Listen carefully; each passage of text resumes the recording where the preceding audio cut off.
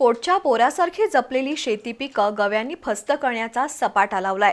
बिथरलेले गवे शेतकऱ्यांवर हल्ले करतायत, त्यामुळे गगनबावडा तालुक्यातील शेतकरी हैराण झालेत। वन विभागाने गव्यांचा बंदोबस्त करावा अशी मागणी होत आहे। गगनबावडा तालुक्यात गवे, डुक्कर, साळींदर यांसारख्या प्राण्यांनी उच्छाद मांडलाय। गव्यांनी तर अक्षरशः हैदोस घातलाय। रात्री गव्यांनी कोणाचा ऊस उद्ध्वस्त केला याविषयी सकाळी उठल्यावर शेतकऱ्यांमध्ये चर्चा असते। ऊस पिकाची गव्यांकडून मोठ्या प्रमाणात नासधूस केली जाते।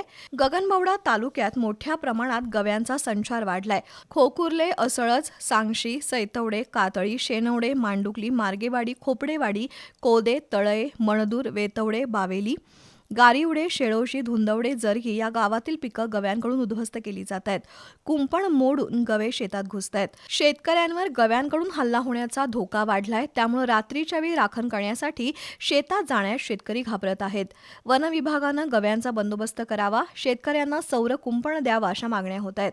गव्यांच्या कळपाकडून उभी पिकं उद्ध्वस्त होत असल्यानं कर्जाचा हप्ता फेडून कुटुंबाचा उदरनिर्वाह कसा करायचा असा प्रश्न शेतकऱ्यांना भेडसावत आहे। वन्य प्राण्यांमुळे शेतकरी अक्षरशः मेटाकुटीला आलाय। पी न्यूजसाठी गगनबावड्याहून चंद्रकांत पाटील।